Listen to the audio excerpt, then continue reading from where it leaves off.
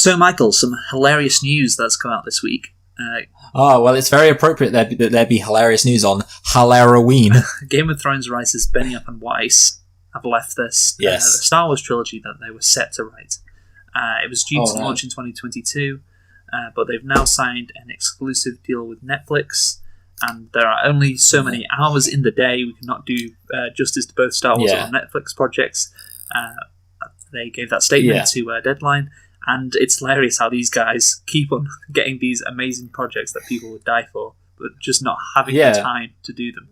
It's incredible. It's so funny. It's like, I mean, I didn't really think about it like that, but they had the opportunity to kind of build their own. I mean, you know what I've always said about the whole Game of Thrones thing, and when I say always said, I mean, since I made that video called Top 10 Worst Offences for Season 8, is that people go like, oh, well, you know, you've got to feel sorry for them because George R.R. Martin hadn't finished writing the rest of the books, so they had to make it up on their own. And I think to myself, that's like great for like somebody who's got a creative mind. That should be like the best thing ever, because you've got like this already established story with this established lore and these established characters, and you literally get to make your own fanfic, like a reality. Any fan of anything would love that. So you're still like if somebody went, someone was like, hey, Michael, you know, we need somebody to make Lord of the Rings. Problem is, we lost the Return... Actually, to be honest, I'd probably just make... That didn't work, because Lord of the Rings is perfect. But you get what I'm saying. And likewise, I mean, Star Wars, again, like, if somebody walked up to me and was like, we're going to make... That's the thing, it just proves they clearly... I don't know,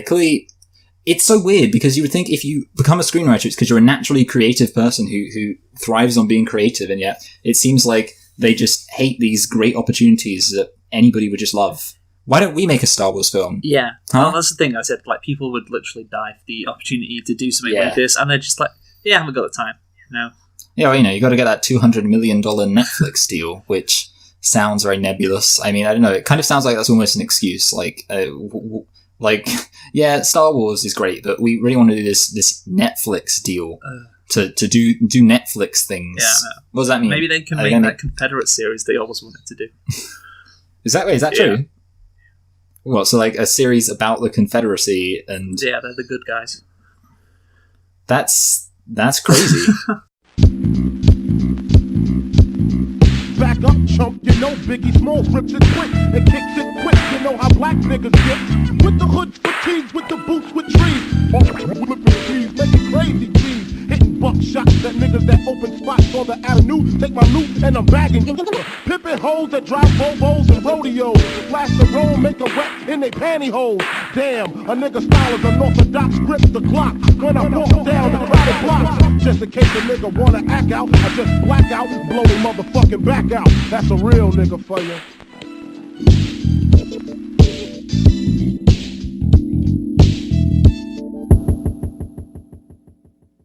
Hello and welcome to Select and Reflect, the movie review podcast where we look at films from the near and distant past. We give them a couple of watches and evaluate them beyond first impressions. I'm your host Michael, and I'm joined as always by my co-host Luke. And this week we are concluding Spooktober on Halloween, I would hasten to add, although this isn't going to be uploaded on Halloween, but we might as well tell people we're recording it on Halloween. Just so people by know looking at... Yeah. Well, we didn't go to all the parties we were invited to. By looking at the 28 days later and 28 weeks later. And Luke, why don't you tell us a thing or two about 28 days later? Sure thing, Michael. So, again, we have done, over the course of this Spooktober, Zombieland, because of the release of Zombieland 2, but we've done Night of the Living Dead, Day of the Dead, Dawn of the Dead, Zombie, and also White Zombie. So... Oh, you missed off Return of the Living Dead. Sorry. So many zombie films that I missed one off. So we have done a bunch of really important zombie movies, and again, we're doing a couple more today, which really did kickstart the zombie revival that we are seeing. It culminated in Zombieland, except it didn't. Yeah, it kind of didn't. I'll get into that in a bit. So anyway, 28 Days Later. So it's a 2002 British post-apocalyptic horror film. Notice how I didn't say zombie film. Directed by Danny Boyle, written by Alex Garland, and starring Cillian Murphy, Naomi Harris, Christopher Eccleston, Megan Burns, and Brendan Gleeson. It was released on 1st of November 2002 in the United Kingdom, and it was released in the summer of 2003, I believe, in the United States, from what I've read. where it became a surprise hit. Oh shit, I shouldn't have said that. Well, I don't know, maybe you can get a bit of a clue from the box office. I wasn't really, I mean, maybe I will, yeah, but I'm probably going to get it way off. I'm going to be like, surprise hit, $2 billion. What's the budget first, Michael? It looked, okay, so not in a bad way, but it looked like it was kind of cheap in that, like, you kind of get the impression it was a bit of an independent kind of film, which I'm not against, but I'm going to guess it was quite low. So I'm going to go for, like, 12 million. 12 million? I thought you were going to say 6. I was like, that's a very good guess. But I was thinking, I was thinking about 6, and I added teen. Then I decided that was too high, so yeah, I bet it was 6 million. I'm going to kill myself. Okay, yeah. Well, I wasn't too far off then. I mean, I was 12 million. Basically, I was twice as far off I would have been if I said 6. And yeah, the box office. What is the box office for 28 Days Later, Michael? It's like a surprise hit. I mean, at the end of the day, like, I feel like a surprise hit isn't huge amounts of money. I mean, it's still a rated R film, so I really want to go for like around the hundreds. But I'm gonna go like above 100. But no, I'm gonna go for 145 million. I don't know. That seems like a good amount for a surprise hit. Well, yeah, not that high. 82 million. Yeah. Okay.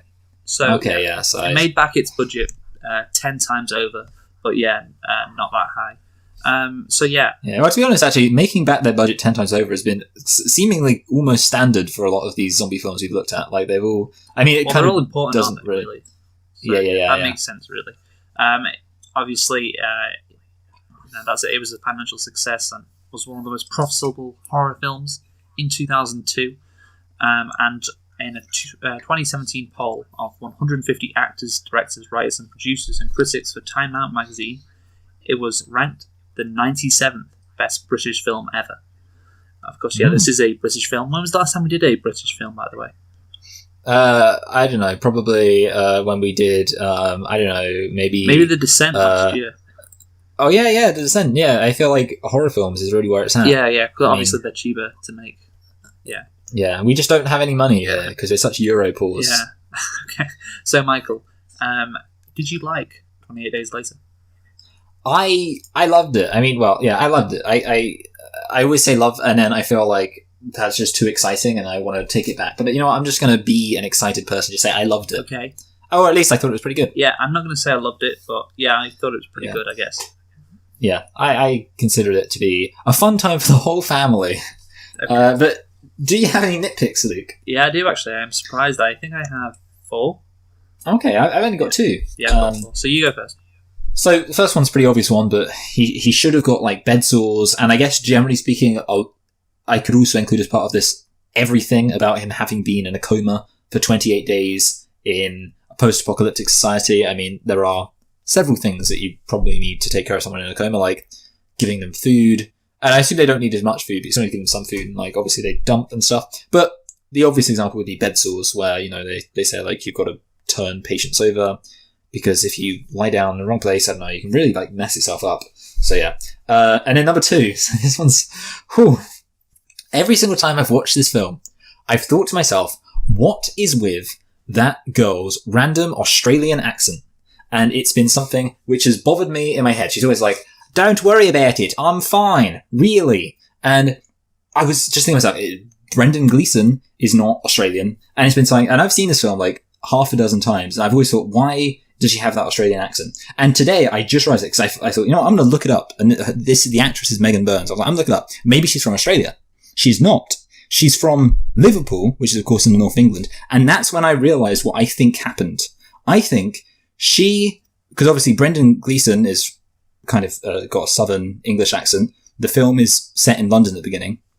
I think she's trying to do a Cockney accent, a London accent, and it's coming out Australian. That is my theory, because I don't have any other explanation for why she would just randomly be speaking an Australian accent the whole time. Come on, Dad, let's go to Manchester and deal with it. And I think to myself, well, Australian kind of is close to Cockney. Like, all right, mates, how's it going?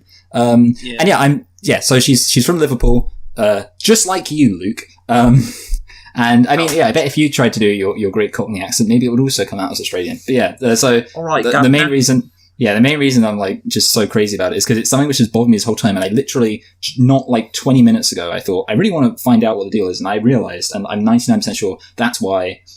But maybe actually the character's mum is Australian and that's why she has an Australian accent. But there's no point where she says, we just came back from Australia and all of this stuff was going on. Crikey, koala. Yeah, so anyway, yeah. I would say it's more deadly then. Some of our snakes. Yeah, that's true, yeah. To be honest, it's still not as bad as Australia, where everything's trying to kill you. Oh, God, yes. So, okay, I was going to talk about her acting later on. Okay, yeah. But, yeah, you kind of jumped the gun on that, but it's fine. I guess it's a nitpick. Whatever. We'll move on to my nitpicks. Well, yeah, I mean, I think we can talk more substantially about her acting, but the accent in particular I consider to be more of a nitpick, but yeah. Fair enough. So, I'll go through these rather quickly, because you spent quite a while on your 2. Sorry, I know. I was just so, excited. Okay. So, number 1, the security is shocking in that animal testing centre. It really is.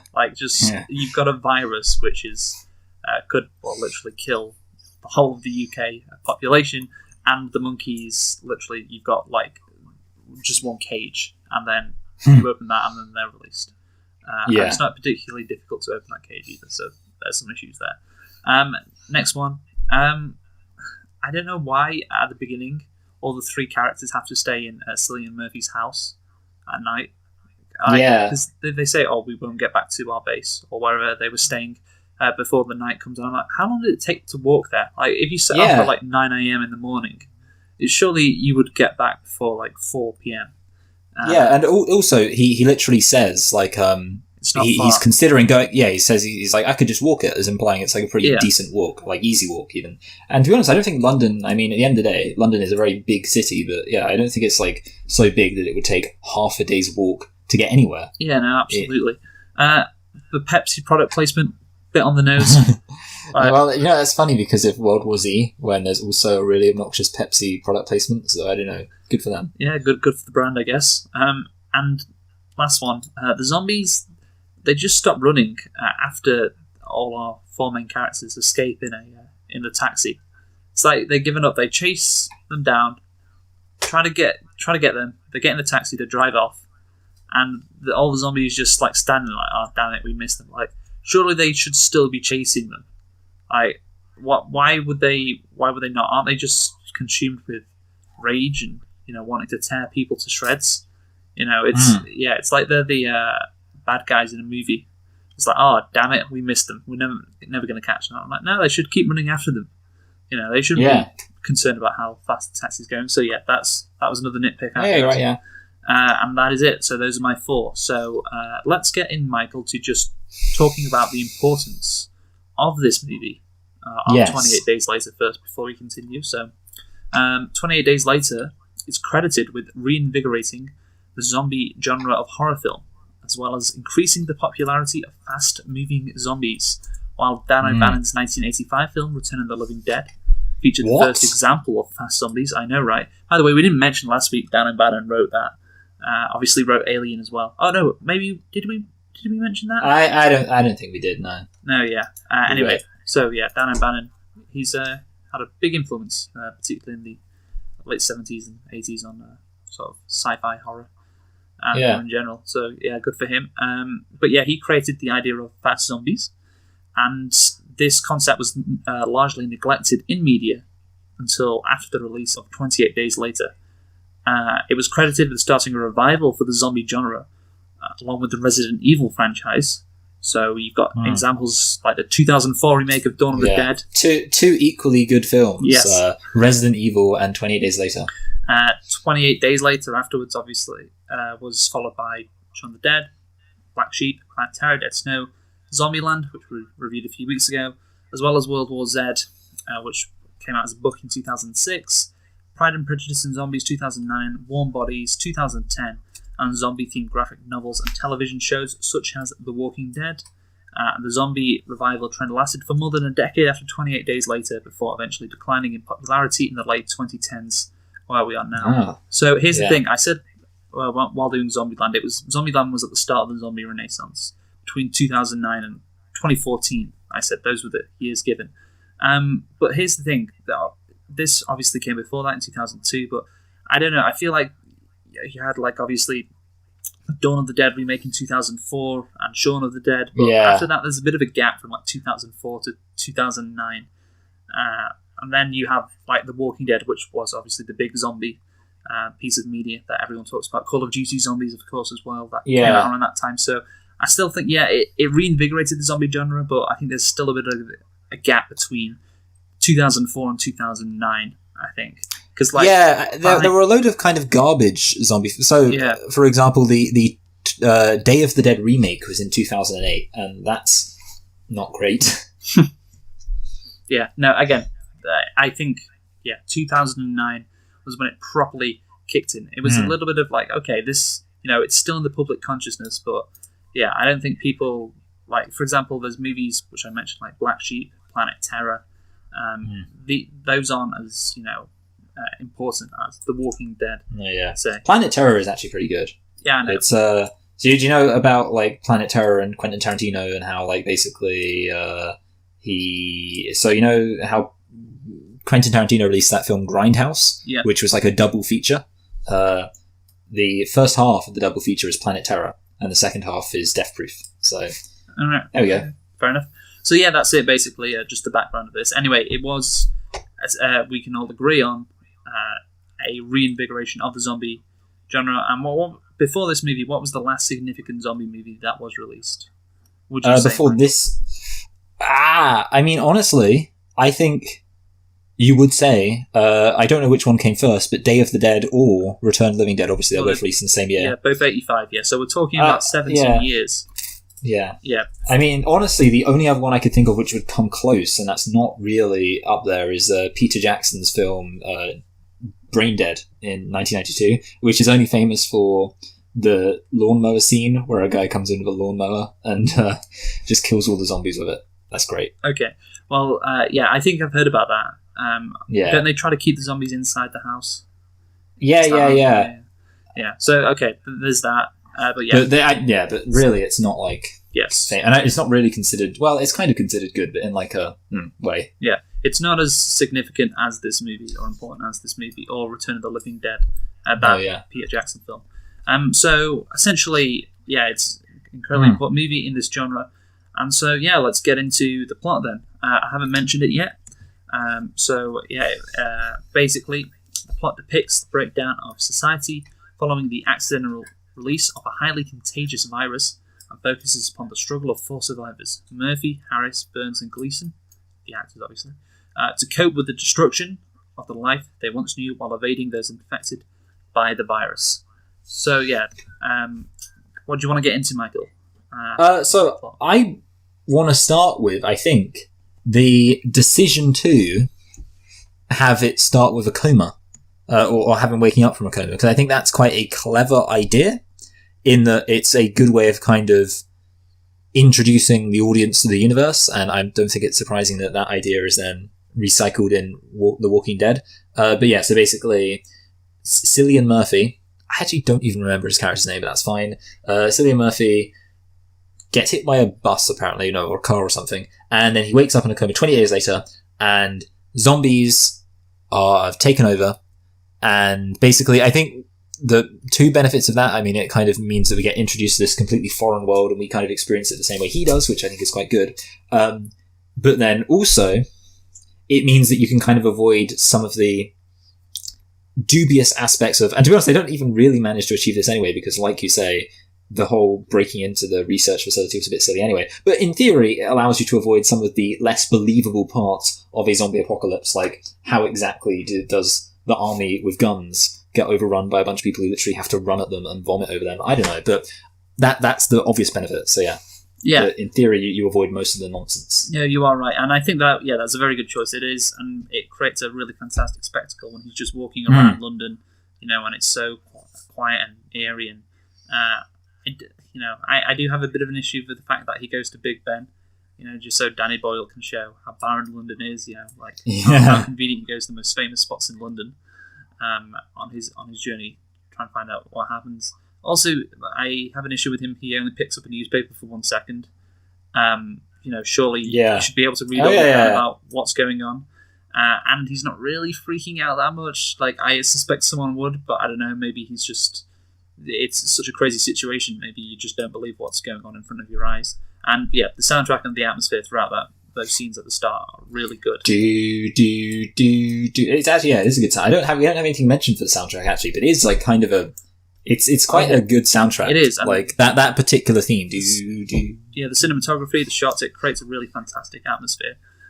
Actually, I wanted to bring something up on the subject of London being abandoned, because I find this really interesting. So I remember reading that what they would actually do, because they didn't have a huge budget and they didn't really have kind of, the clout to really push London around, what they would literally do is be like, hey, can you close this road for like 15 minutes? And they were like, fine, we'll close this road for 15 minutes so you can make your stupid lame little zombie film, Danny Boyle. And that's basically what happened. They would like close sections of London for really small amounts of time, and they would literally just come in, get like this, tip a bus over. I remember that specifically what they mentioned in the article. They had like this 15 minutes, they just came in, tipped a bus over, scattered loads of rubbish around, had Cillian Murphy walk just along for like just a couple of seconds, and then they were like, okay, thanks, pick the bus back off, drive it off, go in, pick up all the rubbish. So basically they literally just filmed it guerrilla style. That's just great. Not quite guerrilla style. They did have some of London on board, but they basically had to close like tiny sections of road at a time to achieve effect, which I think is quite interesting. Yeah, no, that's you know what, you can't blame him for wanting to show it off, I guess. Yeah, no. He did Trainspotting before this, Danny Boyle. Obviously that was his big movie. His big film. So yeah, it's not obviously his most famous movie, which we have reviewed. The 2009 classic, Mumbai Calling. Now, what's it called? I've actually forgotten. It's called, Slumdog Millionaire. Has it? Slumdog Millionaire. Yeah, he's done quite a few good films, actually. So, good for him. Yeah, he has. So, yeah, that's Danny Boyle. And, yeah, that's a great scene. I do want to talk about, just before that, though, I guess the release of the virus. Yes. So, immediately, I love this because this happens, obviously, after the virus is released after a group of animal liberation activists try to free some chimpanzees infected with the virus in Cambridge. And this is such an early 2000s thing as well. Animal rights activists.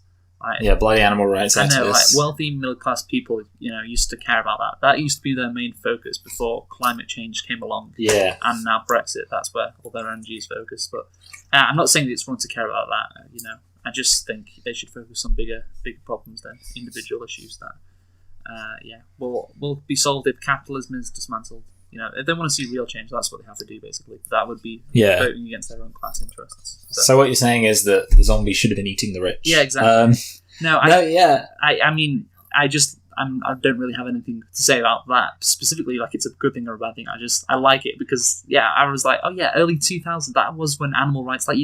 Nobody cares about animal rights nowadays, do they? Well, because PETA used to be like a huge thing that people cared about. Nowadays, PETA, the only time PETA's like crazy. They do like weird things every now and then. Like, I think, didn't they like say they gave like a tweet saying like Steve Irwin's a real dickhead, basically. And for like a couple of days everyone cared about them and everyone stopped caring about them anymore. So clearly what PETA need to do is release a virus that kills everyone. Yeah, I know. Well, again, I think climate change did take the focus in the mid-2000s, and obviously you had the economic crash in 2008. What? I've got it, Luke. What? Like a zombie film, where the commentary is about climate change. So, like, how they're saying, like, that climate change is causing all sorts of diseases to kind of go crazy because of, like, changes to the environment and, like, things like that. Yeah, basically, you have, like, zombie disease. You're like, oh, man, climate change has caused this... it would be like Birdemic. Oh god. Anyway, so but actually I did have something else to say about that scene, I guess. Alright, go on then. Or I might as well say it now. So it's more generally about the zombies, but I think you can pretty much take it off that scene. What I find interesting about this film is that it's basically realistic, at least in some considerable sense. Because obviously Return of the Living Dead is complete nonsense. Like, Return of the Living Dead basically says, like, hey, somebody can be complete bones and still be alive.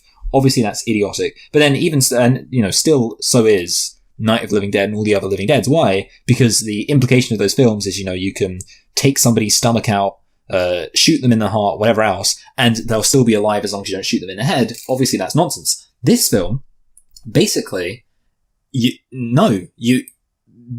essentially kill them the exact same way you kill another person. The only difference is really that they have like increased adrenaline which means that, they won't go down as easy, which I think, number one, that's a scientific thing. Like, people who do have a lot of adrenaline will not go down as easy if they get shot in the way that somebody, if you're like really tired, you had a really bad day and someone shoots you, you're done for. But if you're like really pumped up and you can get shot a couple of times to be fine. So that's realistic. And then obviously the big thing is rabies exists. And obviously rabies in reality isn't as bad as that. I mean, basically rabies just kills you. It doesn't, you have a nice little fit when you die, which isn't pleasant, but it doesn't turn you into some kind of superhuman adrenaline pumped crazy guy. Mm-hmm. But the point being that, again, that is, you can easily make the connection of, well, rabies is a thing, this could be a thing. And that's what I think is something which a lot of people don't really think about with this film, but I think is this considerable thing. I mean, in a way, it's kind of like, if you're a sensible person, you don't spend your time lying in bed thinking, what if 28 days later happened? But I do think it's interesting that this is actually a perfectly reasonable thing to happen, scientifically speaking. You could say, you could have a disease that would make people rabid and make people attack everyone. So, yeah. Yeah, again, you're right in comparing it to rabies. I was going to get on... Actually, I might as well mention it now, because I was going to mention it in themes, but I guess it's not really themey. I looked at an article about it, and obviously this is from 2003, and it's talking about the film's interest lies in its relationship to contemporary events.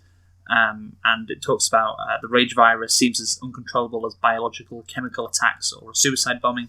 Obviously, that was on people's minds back in the early 2000s, the suicide bombing because of 9/11, and the biological, chemical attacks. Because of Saddam Hussein's weapons of mass destruction. Saddam Hussein's weapons of mass destruction, and thankfully we went in there and got them, so we couldn't use them. Yeah, we saved the day. So we saved the day, and we're all we prevented 28 days later. Yes, and then it ends on not to mention the current SARS epidemic. So yeah, remember SARS, Michael? Yeah, that's a red letter media thing. It's like, is that another infectious, horrible disease? Yeah, SARS. No, that's high frame rate. I can't remember what it is. So again, back in the day, this mirrors events that were happening then, but obviously it still holds up. Like this, 17 years later, because you're right. I think it does make sense. We still do have things like rabies, and I guess, and also like Ebola. I mean, like to an extent, people were really freaking out about Ebola, even though Ebola was like the least infectious disease ever, practically speaking, because you literally had to have somebody's, again, just like this disease actually, you had to have somebody's bodily fluid come into contact with your bodily fluid. So but Michael, the people who carried it were black. We've been over this. So like the chances of actually dying from Ebola is really low, which on that note, actually, I think the other thing that's worth bearing in mind is that Britain is actually quite unique in being completely rabies free. Yeah, and it is, the reason for that is because, I think I might have mentioned this before, but basically, there was a big moral panic in the Victorian era about rabies. And the police basically said, all right, let's actually just crack down on this really hard. And they literally just, whenever they saw a rabid dog, they were just like, all right, shoot that. And they basically just completely annihilated the disease by just killing everybody who had it. Which, of course, does lead on to the fact that while I say this film is realistic in terms of the science of getting this disease, I don't think it's realistic in terms of, the disease taking over or the devastation it causes. Yeah, which I think probably we'll get onto a bit more in 28 weeks later, actually. But okay, do you want to talk about that now? The reason I'm being charitable to this film is because, like I've already said, I think you give it credit because they had the, coma thing. So I said, like, I don't believe that this would actually take over the world, but, they did, okay, right, you say you don't believe it would take over the world, but I think... Oh, sorry, the UK. Yeah, but, I mean, there's only the UK for starters, and I think of all the zombie movies we've seen, these zombies, I'm like, okay, I can actually believe they could cause some real damage. The fact that they are fast, and the fact that they are very enthusiastic, shall we say, about catching their prey, I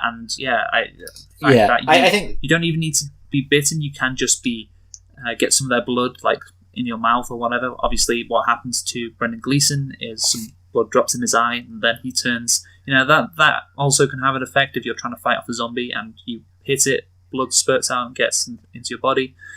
So I think ultimately, yes, I still find it hard to believe that zombies could take over Britain. When you see the army guys, they just chop down the zombies with so much ease. They're not even an issue when they come to attack him. And you have to think with all these bullets, the army, they should be able to deal with that quite easily. I don't see how, even if you had hordes of zombies. I mean, remember? Well, I'm not going to say remember World War One, but obviously in World War One, you had instances of people just charging across the trenches. Into obviously there was the Battle of the Somme. So many World War One zombie film.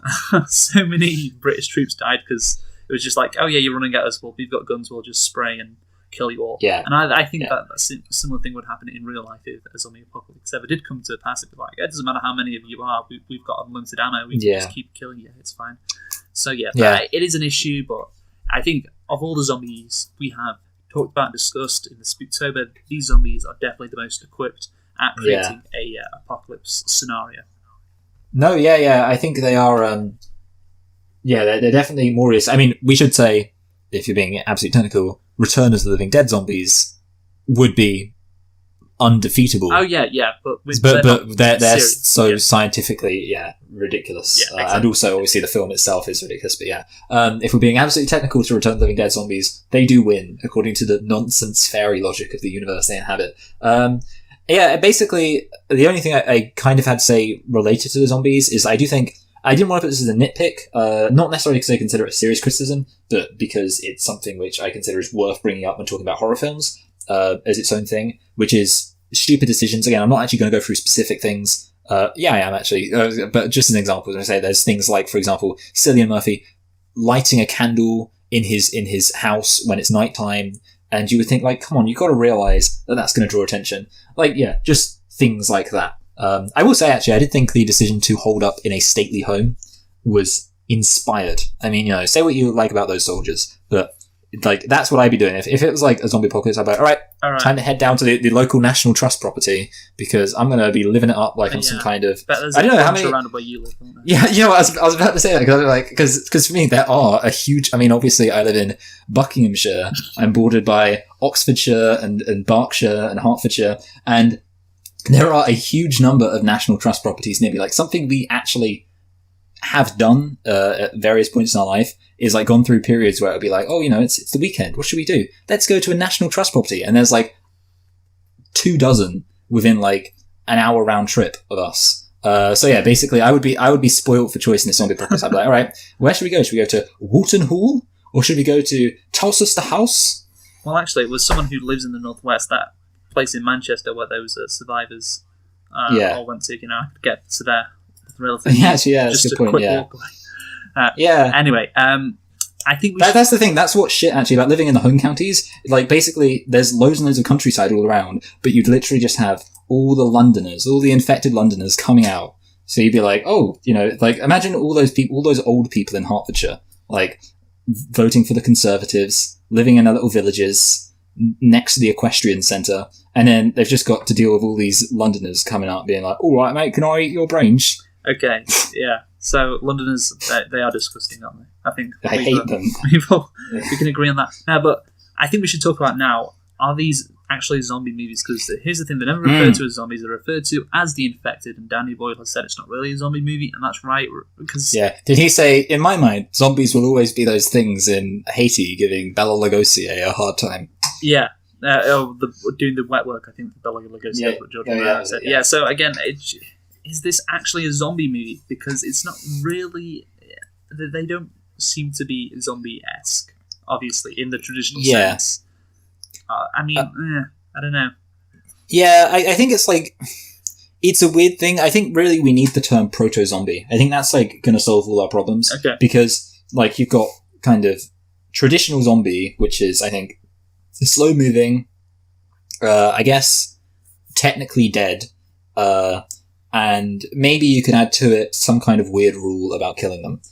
So obviously it's either you have to shoot them in the head, or alternatively you literally can't kill them. No, actually, well, I think we would also actually Return of the Living Dead zombies are Proto Zombies as well. And in this case, it kind of reminds me of, obviously, the best Resident Evil game is Resident Evil 4. And weirdly enough, in Resident Evil 4, he goes to this weird European village, and it's completely isolated, and it's been infected by something called La Plaga, which is the plague. And obviously it's weird because in all the other Resident Evil films, or Resident Evil games, hey, it's zombies. These things are zombies. But for some reason, they go to this other thing, and it's and again, the thing there is it's different rules. It's sort of in fact, actually, I feel like maybe Resident Evil 4 was released in the immediate aftermath to 28 Days Later, so that would explain everything, because they kind of got 28 Days Later logic. So yeah, I would say, it's like orcs and goblins in the Lord of the Rings universe. Are they the same thing? Aren't they the same thing? It's ultimately up to your interpretation. But generally speaking, I think you could say, in a way, I kind of want to say it's a zombie film, but they aren't really zombies. In that kind of a lot of the same aspects of a zombie film still apply. When you break down, like, and I've said before, like what the aspects of a zombie film are, there's questions like, how do you cope with the kind of destruction of society? What about attrition? The fact that, you can't live forever. And of course, the threat of a massive horde of zombies descending on you. Yeah. And I think there's an extent to which it doesn't really apply. There are varying ways in which it doesn't apply. Like, for example, the attrition thing. Well, these infected do die, which I think is a considerable departure from your traditional zombie thing, because the traditional zombie thing would be, these guys are never going to die, whereas we will die, obviously, unless they starve to death. And that's also... in the next film, isn't it? Yeah. And also the fact that it's not necessarily the threat of a mass amount of zombies, because even a small number of zombies in this film are very capable of doing a lot of damage. So there are some distinctions, but I think a lot of the kind of same beats of the zombie film apply. The kind of, finding a safe house, holding it up. Yeah. Generally your strategy would probably be the same in both situations. Yeah. So I'd say it's a zombie film, but not really zombies. Yeah, so Danny Boyle actually said that he was inspired by all the Romero films, which makes sense, because there are a lot of similarities. You got, the standard apocalypse scenes that, them looting an empty supermarket, which happens in Dawn of the Dead, obviously. The empty motorways, which happens again in Dawn of the Dead. The characters who, single-minded, only care about themselves. The protagonist is a moralist. That seems to me to be similar to Day of the Dead. Yeah, and also, of course, on that note, a bunch of soldiers being less than morally perfect. I think we should skip over basically the first half of the movie and just go straight into that, because again, I think that would be a good segue. Yeah, because if you haven't seen it, obviously what it is just Cillian Murphy meets Naomi Harris and some of the guy who dies quickly after they get bitten, and then they escape and find two other people, Brendan Gleeson and his daughter, and they decide to go to Manchester because they've heard there's a base with the army's going to be there, and hopefully they can help them. And so that's it. And I think for the first part of the movie, it's there's some nice stuff, but it's not that amazing. Then they go to the army base, and that's when it gets intriguing, as it has to be, I guess, where you can immediately tell something's off about the place which they go to, or you can tell something's going to happen there, obviously. So that's when it starts to get interesting. I kind of agree. I mean, the first half, I think it almost feels sort of ambling. Like it's sort of just it's not really in a rush to get anywhere. No, it's not for the first half, and then it builds up the characters, doesn't it? That's what it does. Yeah. And then obviously, they sort of just head over. And I think the problem is, I mean, the UK isn't that big. Like it's kind of surprising in a way that it took them. They even had to spend the night anywhere, because I mean, I guess probably just traffic. I mean, not traffic, but like they're being rosen away. But like they have to spend the night. You think, hold on a minute, it's not that difficult to get from London to Manchester. But so basically, it really could have been a very short journey, but then obviously they get to Manchester, and I think I kind of agree with you. That's when it gets interesting. Yeah, that's when it gets interesting. So we'll go into the themes in a bit, but essentially, it is discovered that it's Christopher Eccleston, who plays the general, or the major. I think actually he's not a general; he's a major. Has convinced his men.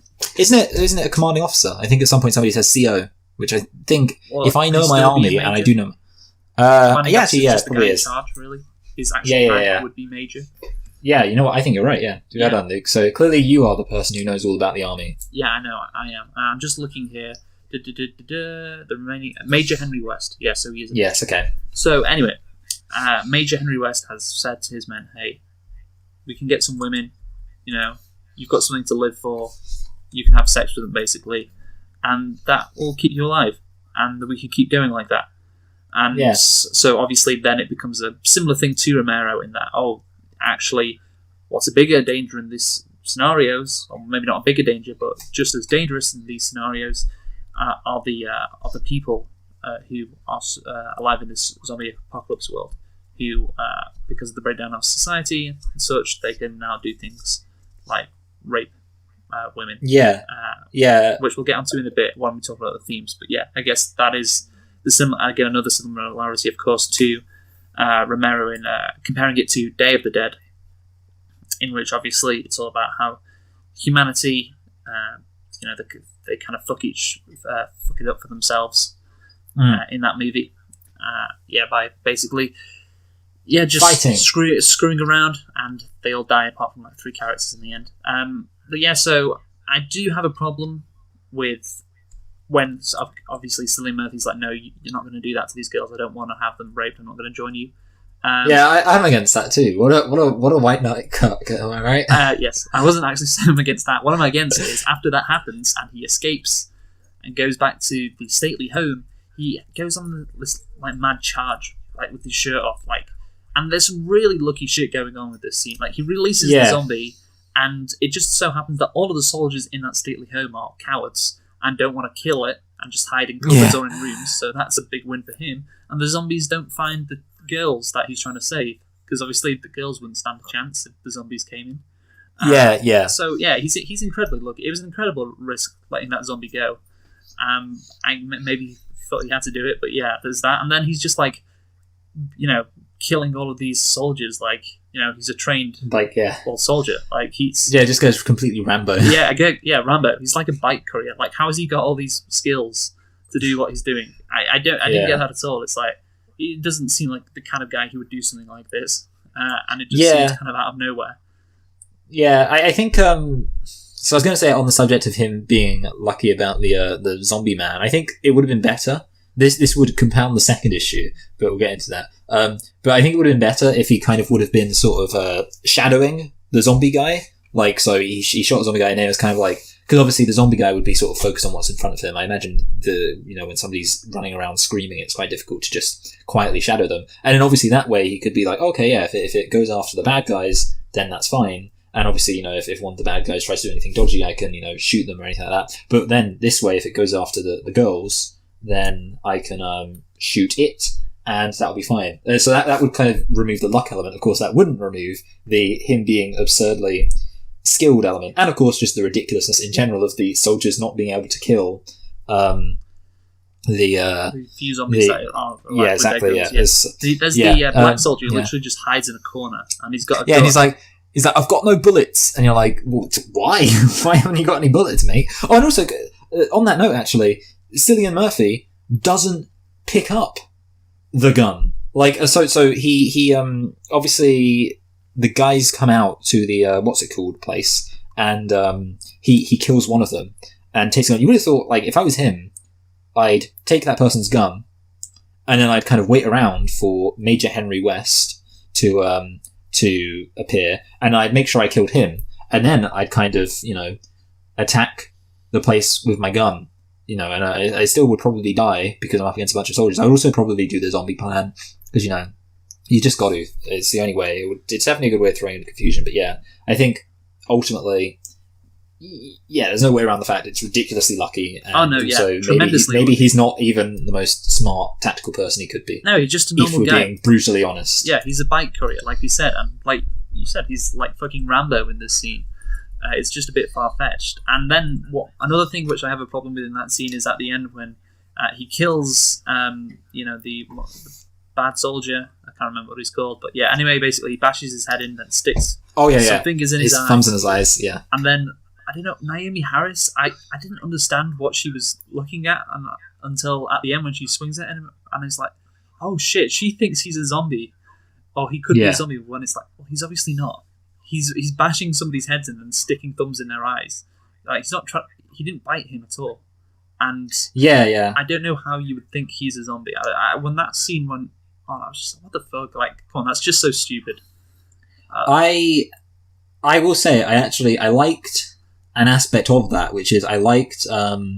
I mean, obviously, there's what you could say it does for the themes. But I'm just talking about the actual. The other thing is, I did like the reincorporation of the that was longer than a heartbeat. Obviously, so she says, if you're ever infected, I'd kill you in a heartbeat. And obviously, she thinks he's infected. And I mean, I can kind of see like the logic, she shouldn't because she's infected at all. Well, what we have to bring up, I mean, you said like, oh, he's sticking his fingers in his eyes. In 28 weeks later, obviously, an infected person does stick their fingers in somebody's eyes. So you know, I mean, she clearly, hasn't seen that, has she? Yeah, she hasn't. You are right. I mean, I wasn't realizing it as I said that she hasn't watched 28 Weeks Later yet. Which, to be honest, they would have watched 28 Weeks Later. The people in this film, they probably could have really got some useful info. But well, she just needs to say his name, like. Yeah, exactly. What's yeah, his yeah. name, It's. I keep. Murphy. Maybe it's Brian. Brian. I don't think it is Brian. It's Jim. I don't know where the fuck you got Brian from, but yeah, it's Jim. Maybe somebody's called Brian, I don't know. Yeah, he says, if she just goes Jim, and he goes, yeah. Yeah, exactly. Like, yeah. And I mean, like, that's the thing, like, my main criticism is that, like, it's very obvious, or to me it was obvious she did think he was infected, and because she was brandishing the sword, and then he moves towards her without saying anything, which obviously then leads to the moment where she doesn't kill him, and he says, that was longer than a heartbeat, which, like I say, I do like that line. Yeah, but it's like a clever line. It's a clever line to show how she's changed. Having said that, it's a bit silly from both people's perspectives. Like, it's silly from her perspective, because I don't think she has a good reason. I don't think she has an awful reason, but I don't think she has a good reason to think he's infected. But then also it's silly from his perspective, because you can clearly tell that she is scared of him, and he just decides to move towards her silently. And then we get the bit where he gets a fucking vase smashed over his head, maybe. Oh yeah, because core blimey, mate! I thought you were infected. You were biting her. He was kissing her. That was my Irish accent. Oh, I'm Irish, so I was kissing her. I was. My name's Cillian Murphy. That's just a pirate voice. I know. I can't. Oh, we got no potatoes. Okay, that's better. More offensive, but better. Yeah, more offensive, better. Okay, well, I mean, the obvious thing is, like, so, in Ireland they say grite. No, they don't. No, that's Birmingham. No, in Ireland they say dine.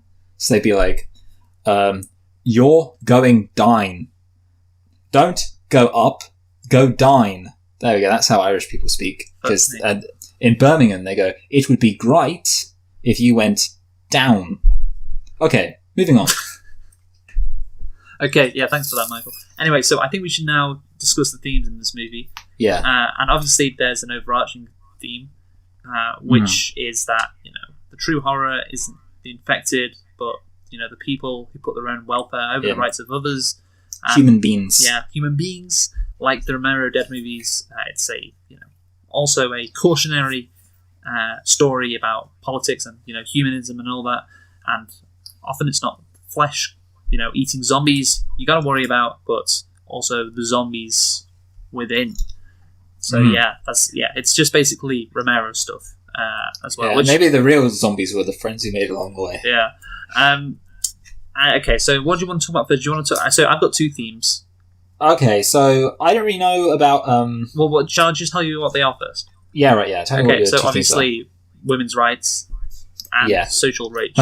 For me, the first thing that I thought might be interesting, because it's the first thing I got written down, is the whole conversation I have about, like, normality, which I guess you kind of get, like, it's kind of weird because it is literally a discussion that happens in the middle of the film. It's basically, I think you get, like, 3 positions kind of stated. Somebody says, well, you kind of get 4 positions stated. You get one person who says, you know, I can't wait until everything's back to normal. And basically talking about, like, so these are all the army people want to say, yeah, I can't wait until everything's back to normal. And another person says, you've got to be fucking joking. We're never going back to normal. Haven't you seen what's happening out there? So that's the other position. And then you get the other guy who says, well, actually, if you're being geological, then human beings haven't been around for a long time at all. So maybe us being gone is a return to normalcy. Which, I think there's some things you can unpack there. Like, for example, there's like there's a film, I can't think what it is, where basically the premise is that human beings are like a disease for the planet, and that therefore the planet is... You know what? I don't know if that's it, but yeah, the planet is therefore killing human beings because there's too many human beings. I don't know. Kingsman as well. It's just a load of eco warriors. No, yeah, that's the line I'm thinking of, where he says the line I'm specifically thinking of is like you need a fever to get rid of the disease. And and that's actually in the line. Yeah, Kingsman. That's the line. He says, like, you know, human beings that are a disease on the planet. We need a fever to get rid of the disease. Yeah. So you can kind of say, like, the fact he's saying, like, oh, it's going to be a return to normalcy. You could say, well, you know, human beings, you know, we've shown up and we've just ruined the place. We completely wrecked everything. And therefore, by us dying, actually, things are going to be more serene and more peaceful and, like, just generally better. And then, of course, you get Henry's, Christopher Eccleston, the doctor's opinion, where he basically says, hey, you know, I was a soldier and all I saw all my life was human beings killing each other. and now human beings are still killing each other, so everything's back to normal. So those are your 4 positions. Well, he's got a very skewed perspective, that's what I'd say. Yeah. So basically, you got like I can't wait until everything's back to normal. No, nothing's ever going to be back to normal. Everything's shit. And then, well, maybe it'll be normal when we're all gone. And then obviously, things are normal right now because everyone kills each other. And that's kind of like I say, it's the example where the characters literally sit around and kind of theorize themselves. So yeah, I guess so. Yeah, it's kind of interesting, but not that interesting to be honest, from my point of view. Anyway, it's I think also the fact it's kind of like quite direct means there's not really much you can say about it. Yeah, it's like I didn't think it was kind of good for. It was good for like characters. I think not really good for themes because it was pretty direct, like I say. Yeah. Anyway, I think we should talk about women's rights first before we go on, because I think this is the most important or the better theme in the movie compared to the one, social rage, which I don't think is as good. Or it's not as good a point Danny Boyle makes in this movie compared to the women's rights one. So essentially, in this movie, obviously we discussed how 2 women just looked for safety, and then they suddenly turned into basically sex slaves. And it's a realization, I guess, that Danny Boyle's basically trying to show that we are still so close to having that happen, like a situation like ISIS. Yeah, well, again, ISIS, another actual realistic example. Basically, now there was, aren't they? Am I right, ladies? I can't remember which article I got this from, but this paragraph I want to read. So essentially, it says, if men want sex, women will be made to provide it. It's not a particular well-hidden message in the film. And here's the thing, Major West is a reasonable person. He's not crazy, he's not deluded. He speaks calmly and rationally and logically and all of that stuff, but he rationalizes women's lack of rights to their own bodies in the same way, with the same tone that we have grown accustomed to in our political and social discourse. He dresses it in a sanctity of continued life, as so do many others. Like Romero films, it makes the point that the living are just as frightening as the dead when left to their own devices, and concludes by saying, what I love about Boyle's film is he treats this rhetoric and attitude like exactly what it is, a horror. So yeah, it's essentially women. Yeah. You think how far we've come in relation to women's rights over, however long the last century, I guess, because, well, I say that women got the right to vote in 1919, I think, in the UK. So yeah, it's... Although they didn't have equal rights to vote in 1919 because you had to be 25. Oh, right. They got equal rights in, I think, 1930. Okay. So yeah, we've come a long way since then, obviously, but still, if something like this happened, a zombie apocalypse, immediately that safety for women just goes. And again, as men, if they want sex, then they're going to get it. And that is, it's very scary for women. And that's the extra horror, I guess, which obviously men and women, if a zombie apocalypse did happen, they'd still have to survive. They'd still have to, make sure that they don't get bitten by these zombies, but still women, that extra danger all will exist, just like it exists in real life. That they can, I guess men can obviously be raped as well, but it's much more likely to happen to a woman. So is, I guess that is the case.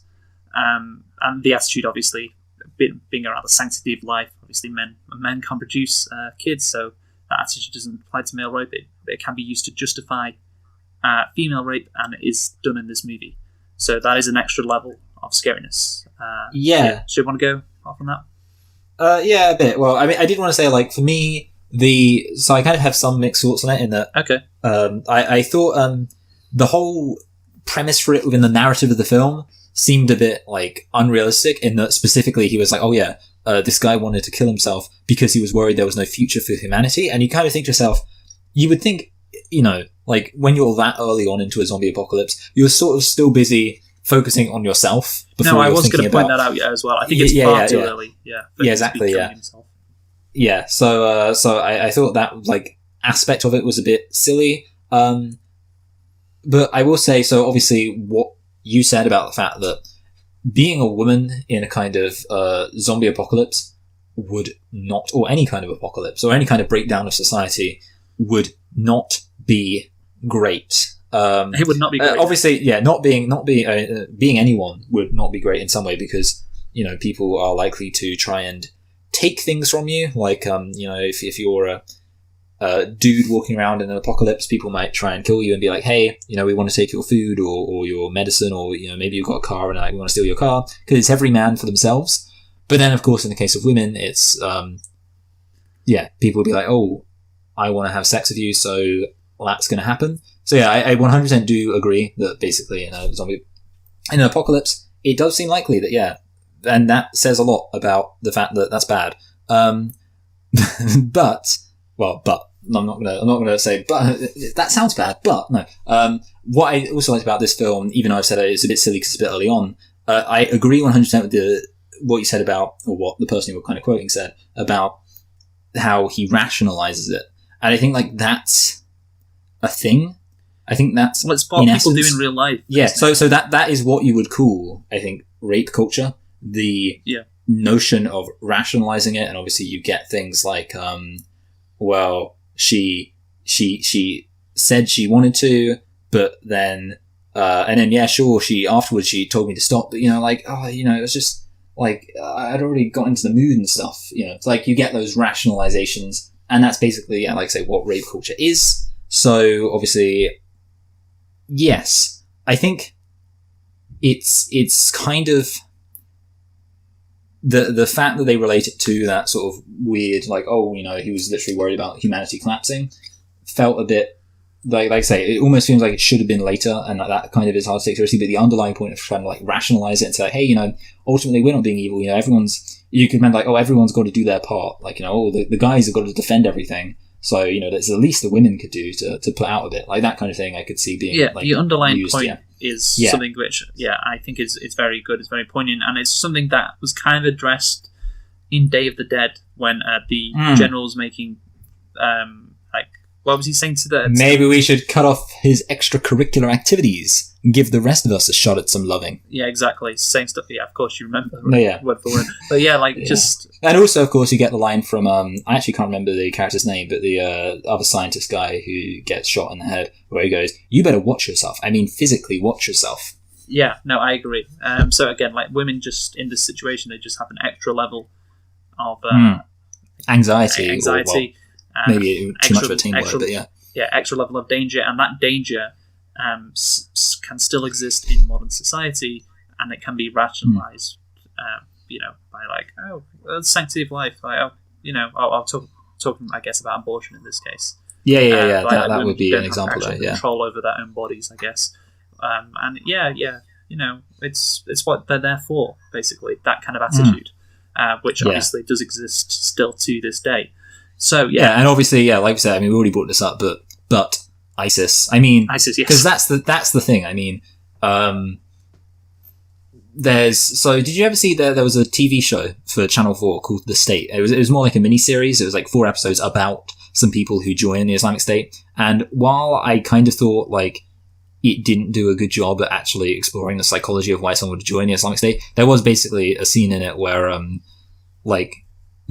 obviously ISIS rolled into a village, or I guess a town or whatever, and obviously, some of the men were dead, so there were some women who were around, and they were like, okay guys, you won the war, so here's the war booty, so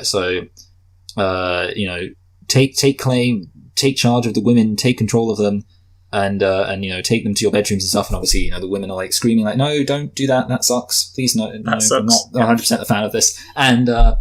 And yeah, like, it's kind of, and I think they did a reasonably good job at showing how, like, some of, like, good acting, like, some of the men who were there sort of had this initial reservation, and they were like, well, clearly, part of me says it's wrong, but then obviously the more, like, the people kind of are doing it, and the more it's like, okay, I'll do it, I'll take on these women, like, people start doing it, and it's like, okay, and then basically it steamrolls. So I can definitely believe there's, like, the socialized aspect to it, and that's obviously what happens with ISIS and things like that, where it's like, I think one guy on their own, which I guess doesn't really make sense, because you have to have, like, at least one guy there to do it, but you almost feel like, it's a social thing. It's almost like, it's not, like, it's almost like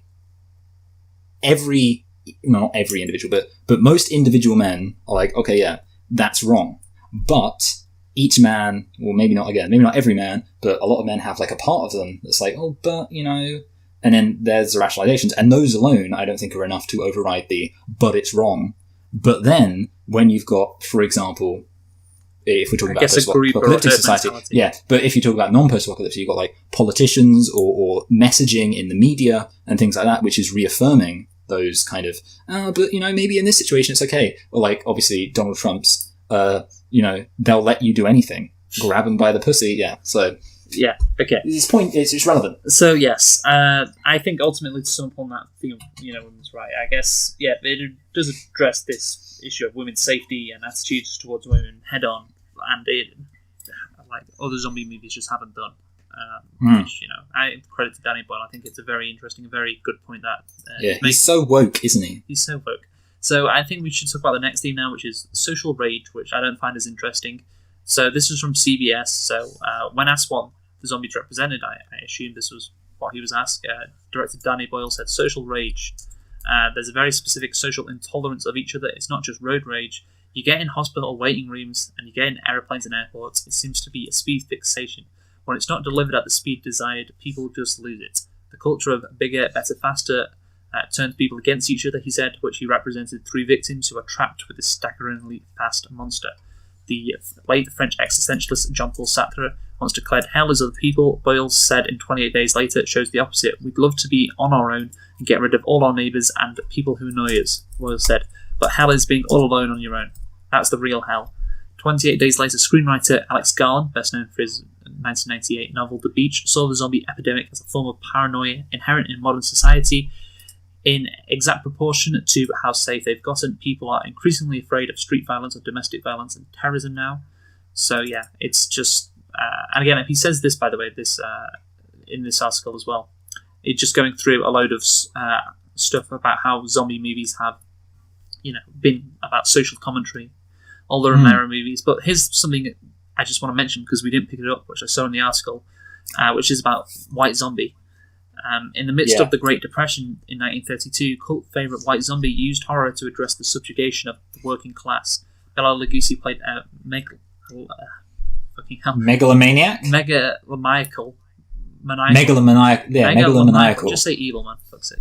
Villain who turns ordinary people into zombies to slave in his sugar mill. So that's something we didn't pick up on.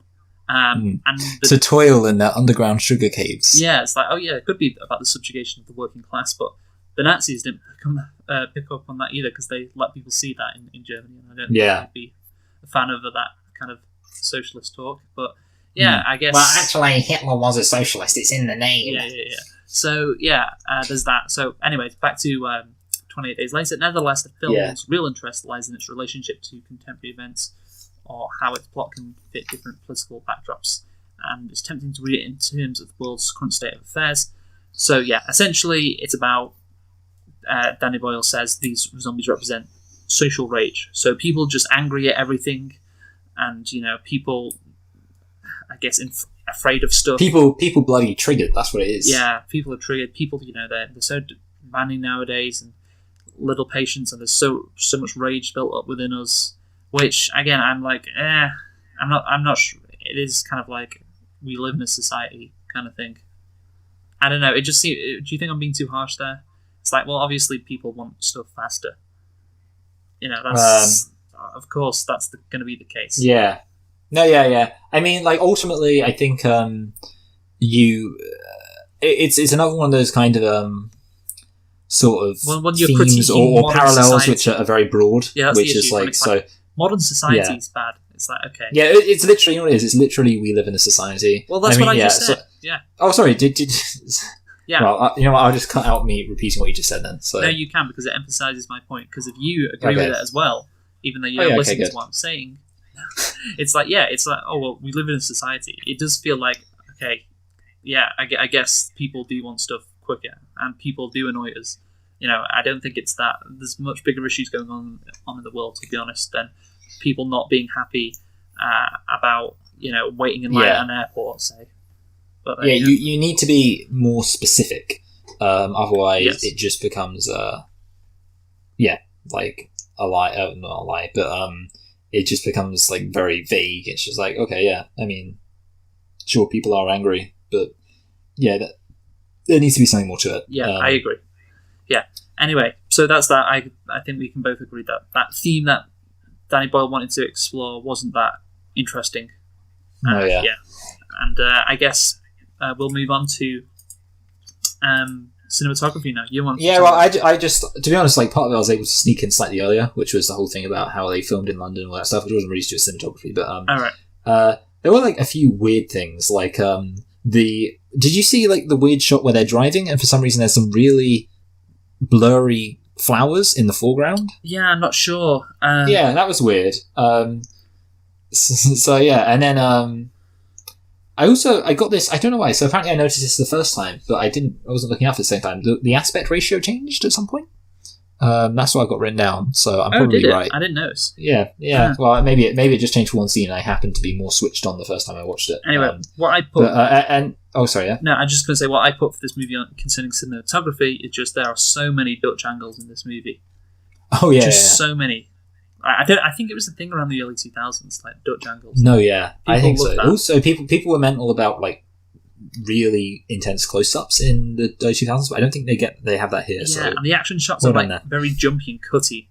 Yeah, like definitely. Like the Descent as well. Yeah, people. Yeah, again, that was popular to show the chaos of what's going on. I guess. It's like it's kind of like, so obviously they had shaky cam. I feel like shaky cam was like a thing. Shaky cam kind of took over. So it's more like very quick kind of cuts and like it's not shaking so much as it's just like I say, just jumping all over the place in terms of the not shot composition, but shot sequencing. That's probably not a term, but I made it up anyway. But yeah, so that's the thing. The only other thing I had to say is obviously the camera is very grainy, which is fine, I guess. Is it fine? I don't know. Yeah. See, the thing about it is, it's like you seem pretty pissed off with it. I mean, they didn't shoot on a camera that produced the best quality. It looks like it was shot on a phone, which is like, I mean, okay, I guess it does add something to it. I guess the thing is, like, I don't think they needed to, because obviously they had good cameras back then. I assume with back then in 2002. Yeah. And their $8 million budget, they probably afford it. So I'm gonna guess. I mean, I haven't really paid attention to the film quality in Trainspotting, but I assume that Trainspotting looked normal. So I'm gonna maybe assume the reason that the quality looks quite grainy is intentional to maybe show kind of, I don't know, maybe just to show that like society's broken down, and because of that, like the fact it looks murky makes it seem less kind of clear and crisp, because just like society isn't, I don't know, like, you get what I'm saying, don't you? I get what you're saying. You can kind of see how, like, choice. Yeah. So I'm just going to assume that. And to be honest, like I say, as much as I sort of was talking as if I had significant reservations about it, it doesn't really bother me because, it's fine. Oh, well, that's good. It's just, I noticed it, but I wasn't like, I'm angry at this film because it's not got good quality. Anyway, we should talk about, Yeah, I'm just going to say I'm done now. Well, you wanted to talk about that girl's acting. Oh, yeah. No, we had other characters, but we won't do those. The other characters aren't really, none of the characters are that interesting. Brendan Gleeson cares about his daughter. Cillian Murphy's just a normal guy, he's got his humanity, and eventually the girl that he likes, Naomi Harris. Yeah. Actually, I did have one thing to say. Sorry. Obviously, something that does happen in this film is that you get the message of like people have individual survival. Like the Naomi Harris, is that her name? Yeah. Is obsessed with like saying like, oh yeah, I just want to survive on my own. I don't care about anyone else. And obviously, eventually, she learns towards the end that actually it's important to have friends. Yeah. So she there we go. rediscovers her humanity. Like I was just about to say. Yeah. So she. Oh really? There we go. No, it's fine. So yeah, she discovers has a character arc, rediscovers the humanity that she lost, and just like Adrian Brody in Predators. Exactly. And so that's the characters. But the girl, I'll just say, like, I actually wrote her accent is really weird. I just saw that, and she convinces everyone as well to go when they're discussing whether they should go to Manchester, and her argument is like, well, we might die here, so why the fuck not? So, okay, that'll do it. That'll convince them. And then when her dad dies in front of her, which must be a very traumatic event, she just replies, "Dad," like she's bemused as to what's just happened. It's really bad acting. She's like, "Oh, Dad. Oh, does that mean you're dead now, Dad?" Like, Dad. More like dead. Great. It's just like, wow. They could have got, with the accent and the acting, I just feel like they could have got someone better, to be honest. But that is yeah, I'm sorry to say, but yeah, that is the case. Anyway, should we conclude now, Michael? Do you want to go first? Oh, yeah, sure. So, there's a lot about this film I really like. I actually used to consider it, again, like, quite confidently one of my favourite horror films of all time. And the reason for that is actually I found it very scary the first time I watched it. Part of that was the power of suggestion. I have an uncle who's like a really big guy. He plays rugby and stuff. And he was like, I can't really do his voice. It's like a posh voice, but it's very deep. So it's like Ben. I saw 28 Days Later, and it was so scary that I was afraid to walk back from the cinema after I'd been to see it. And I was like, okay, cool. And then eventually I watched it, and because I had that in my head, I was like, yeah, it is pretty scary. I watch it now. Like, the thing is, I was like quite young. I mean, my uncle was like 40 when he said that. And I watched it and I was like 11, and I was like, oh man, this is pretty scary. I watch it now and I'm like, it's not really that scary. Having said that, I don't think necessarily it needs to be scary. I think it's a very good film for a horror film, because almost all other horror films, it's kind of like you feel like there's something about them which is kind of very intrinsically stupid. With this film, there's nothing majorly stupid, and also you watch it and you feel like there's something about it just feels very like a thriller, and a thriller is like a real film. Like horror films, they very rarely feel like real films. They just feel like a bunch of actors getting sprayed with, red paint. I don't know. But you don't get films that feel like real films. This film feels like a real film. I do like that. And that's basically the main positive I have to say. I mean, it's very visceral. It's very, it's very intense, and it also kind of has like a real sensation of like genuine artistic style and expression to it. And those are all things I like. The things I don't like are pretty much quite minor. I mean, there's always things like the kids acting, which I wasn't a fan of. I think maybe, like I say, some of the stuff about how the the army was handled was pretty lacking in subtlety, and also I think his decision to go Rambo at the end was a bit unbelievable. But all things considered, I did enjoy it, and I do consider it a good horror film. And there was a time, I think, where I would have said I preferred it to Day of the Dead. I think now I'm going to say I don't like it as much as Day of the Dead. I'm going to drop it quite a bit to be above Manchester by the Sea and below Pulp Fiction. And again, I'm kind of doing what I did last time, where I sort of say it's a horror film, and ultimately I think with horror films you have to judge them as like being good horror films. I think this is a good horror film. So yeah, okay, 20 Days Later. So for me, we need to, we don't really need to talk about it. I think we have to mention there are alternative endings to this. The DVD extras include 3 alternative endings, all of which conclude with Jim dying. 2 were filmed, while the third and more radical departure was presented only in storyboards. The US cinematic release included one of the alternative endings after the film's credits in response to intense online debates, while they still had those back in 2003, over whether or not it was more appropriate conclusion than the official ending. One of the alternate endings was also added in after the credits in airings for Sky Movies. So yeah, Jim dies in all the other 3 endings. He doesn't do it in the cinematic version. I mean, I don't really care that much, to be honest, about the ending. It's really more what goes on inside the movie. Don't really care much for Jim, whether he survives or not, to be honest. Anyway, so on to my conclusion. I think, ultimately, you said before about, is this a good horror movie? Well, it's not really scary. And I think it is kind of an issue, but then again, you could argue, well, it's not really about, being scared. Your uncle, he was very posh. I'm really surprised that he was scared, because I was like, this is more interesting than scary. I really didn't find anything. The scariest part of the movie for me was when he was walking around London at the start, and he taps on one of the cars, and the car alarm goes off out of nowhere. That to me, maybe he was afraid about all the poors living in the stately home. So I saw it, and there was some bloody army people speaking all sorts of uncouthness in a stately home. The horror, yeah. But that's I don't know why he's so posh. Like he's considerably more posh than me. He watches rugby. What a lunatic. Oh yeah. Well, we got the World Cup final coming up on Sunday, of course. Oh, jolly good. So yeah, yeah. Where was I before you distracted me with this rugby talk? You were talking about how it wasn't that scary. Yes. Yeah. So it's not that scary, but again, what is interesting about this movie is the themes it presents, and obviously the cinematography, the atmosphere is really good, the soundtrack's amazing. It all creates a really good picture of what an apocalypse would be like. And obviously, the scene when he's walking through London again, he just happens to walk past famous London landmarks, but it's shot really well.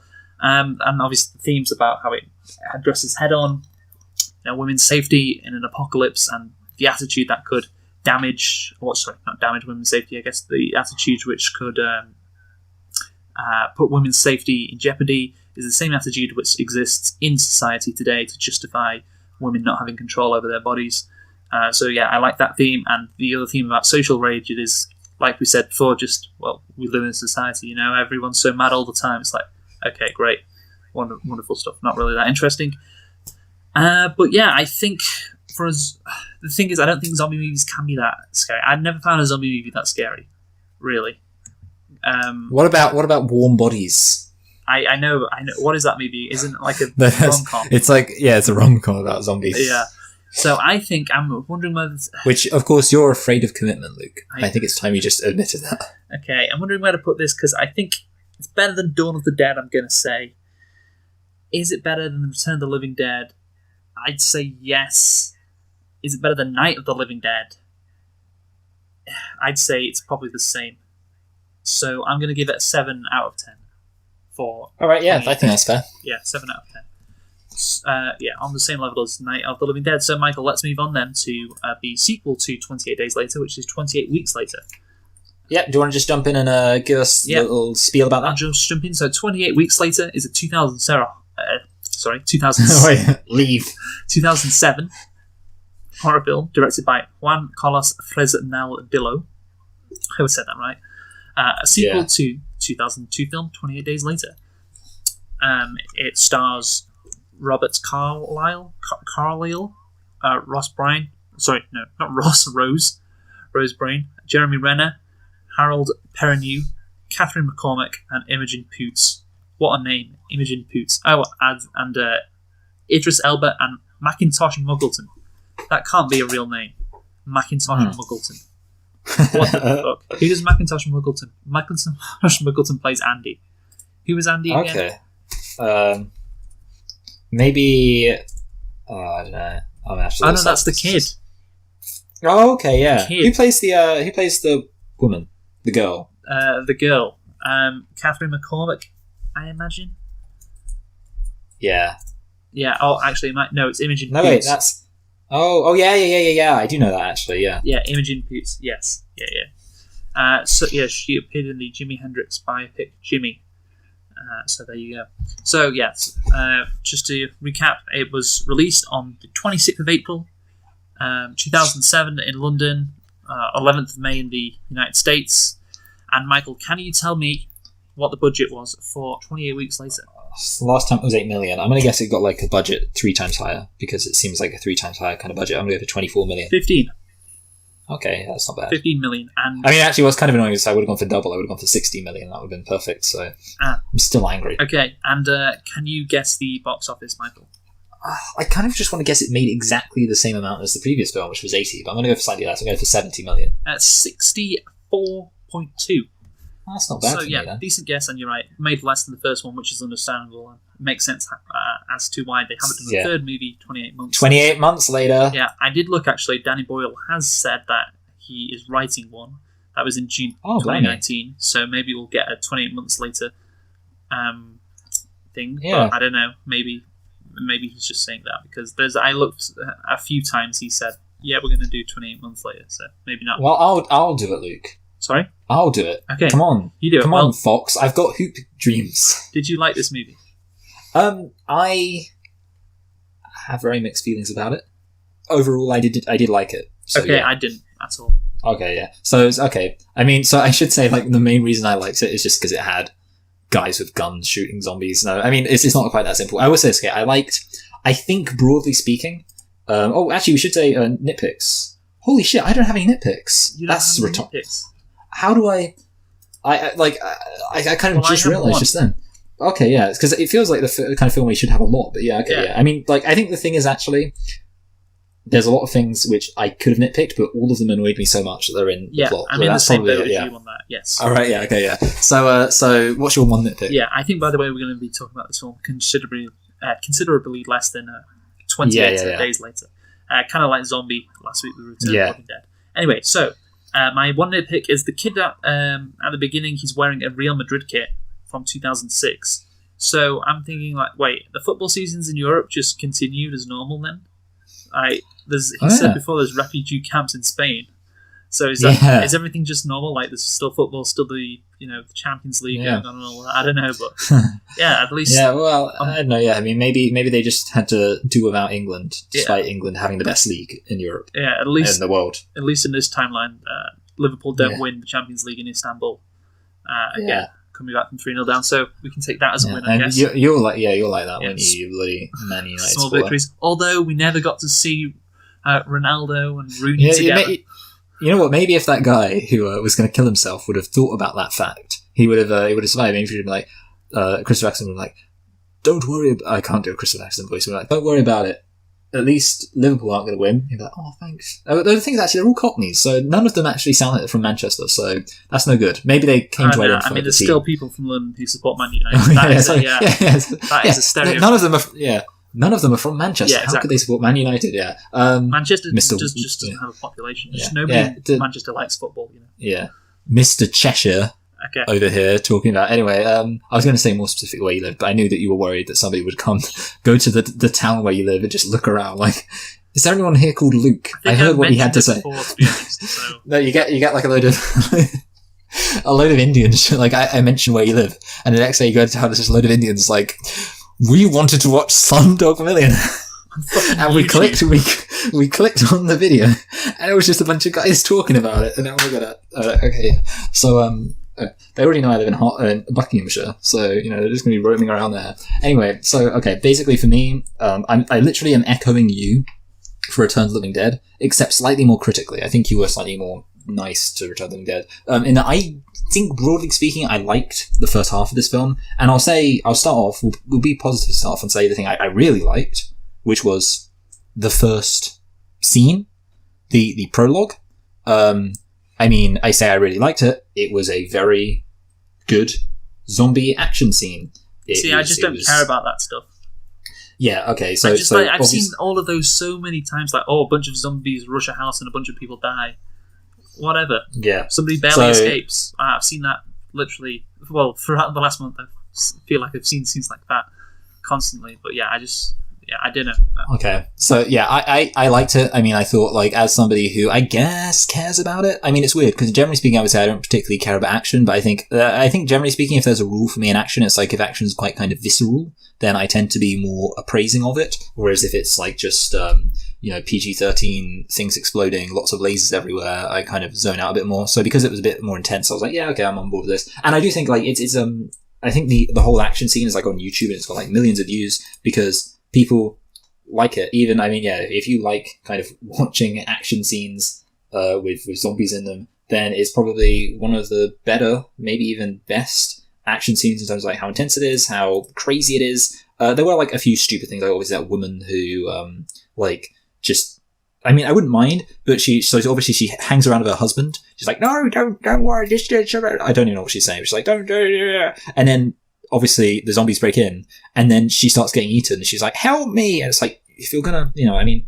either commit to staying behind like an idiot and getting killed, or don't, don't like hang around for ages, dilly-dallying, and then be like, help me, but apart from that, okay, I did like it. And also I liked, very simple thing. I like the bit where he's kind of like going away, just like, oh shit. I thought he was a good actor.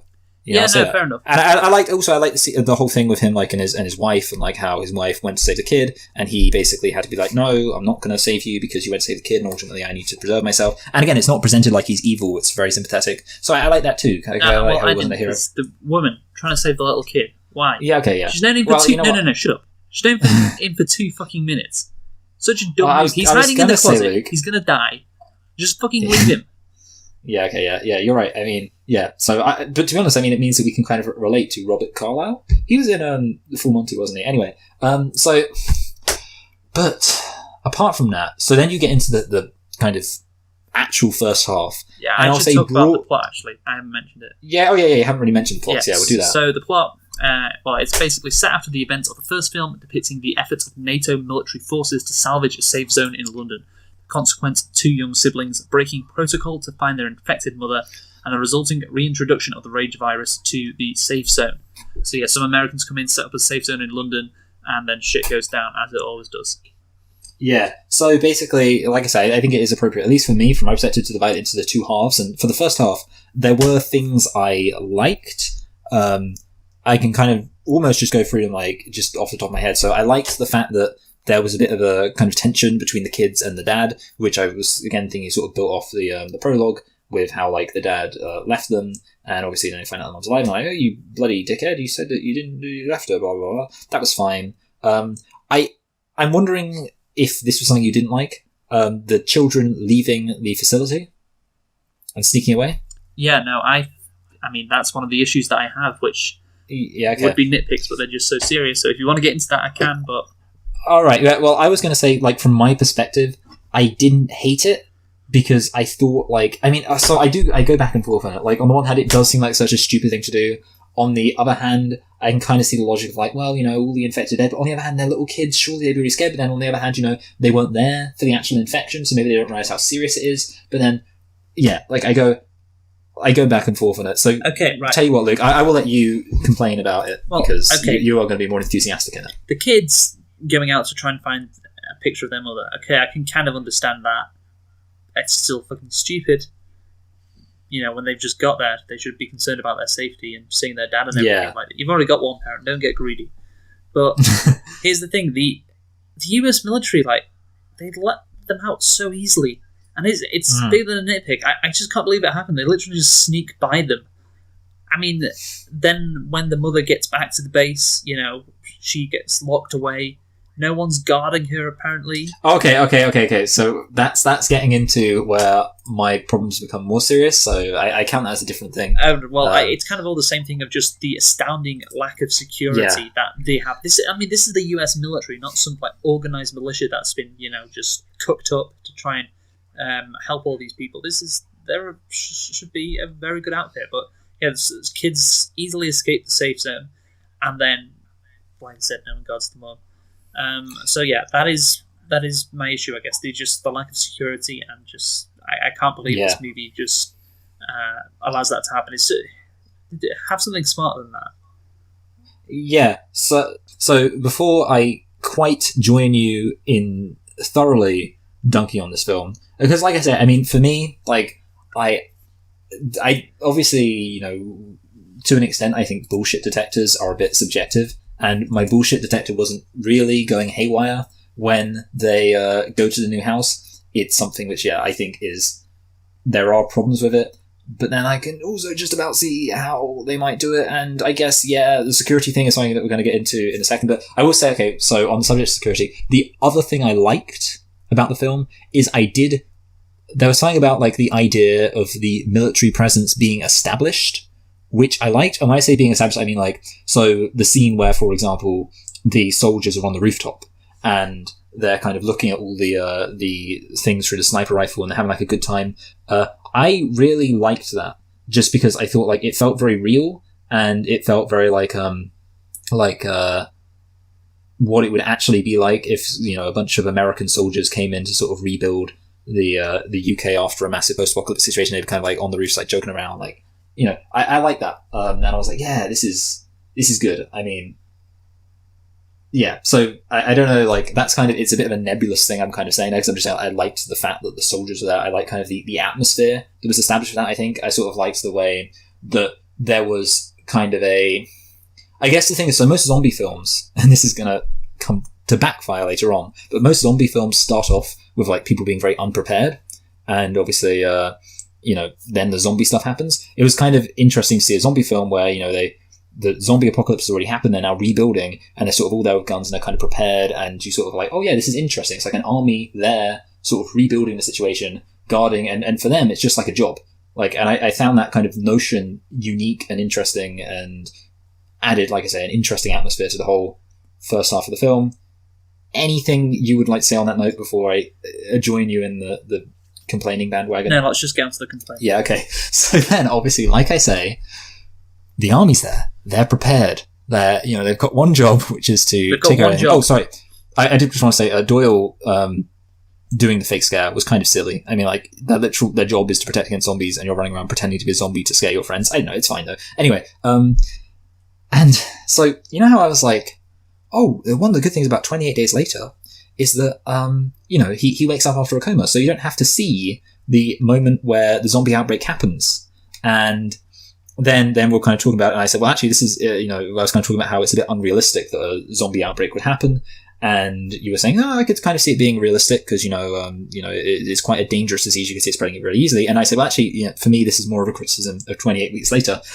So, number one, the amount of just ridiculous coincidences that need to happen to get to the point where the zombie outbreak happens is just ridiculous. Because that's pretty sound okay. Number one, the wife has to have this rare, apparently extremely rare, genetic abnormality, genetic mutation that causes her to be a carrier of the disease. Yes. Number two, she has to have been bitten, but not then injured so badly that she was killed. Yes. Now, obviously, you could say, well, that does happen all the time, but you can imagine, so basically, she's been bitten and presumably she ran away, but ultimately then she has to have survived all this time, having, again, never been killed. And again, clearly these zombies are not adverse to killing people. And then her husband becomes the kind of head, not just a caretaker, which would have made more sense, but apparently, I mean, maybe he was sort of just exaggerating, but he seems to be quite high up, quite important. I say quite important, like, at least have the authority to kind of access all of these, special areas and things like that. Then he has to have his kids be stupid enough, if you like, to go over to their house and look there where the wife has to be waiting. And then she gets taken back. Okay, that makes sense. And then he has to go in there before they find out about the fact that she's a carrier, then kiss her. And then this is just all leading up to the moment where somebody is now infected with the virus who is going to kill somebody. And then on top of that, you've got the fact that, like you say, the amount of security faults that have to happen, or the amount of, like, stupidity for all of us to reach the situation is just ridiculous. So you've got coincidences on top of coincidences on top of coincidences, and just ridiculous security faults. I think you've pretty much already sort of covered that when I was saying that you were getting ahead of it with the fact that obviously the kids shouldn't have been able to escape. I agree, that's pretty ridiculous. And then he is able to just kill a bunch of armed soldiers by just running towards them really fast, and none of them can shoot them. And that scene, like the kind of point of view scene of him running through the entire facility, just like running into soldiers who have guns and not killing any of them, is so stupid. And you have like literally scenes of like, when the little kids are in the facility and the soldier's like, okay, don't worry about it, I'm going to come out and save the day. He walks out with his gun, comes back like 5 seconds later, and he's already infected. And you just think like, they have guns. And all the infected can do is run towards people. And yeah, I mean, there's a few more things that need to be said before we get on to the actual point where the disease properly spreads. But if you got anything else to say so far? No, again, I agree with all of that. It's just saying all of that. Why don't we talk about the fact that their plan is to herd everyone into one big room? That's exactly where the infection could spread very easily.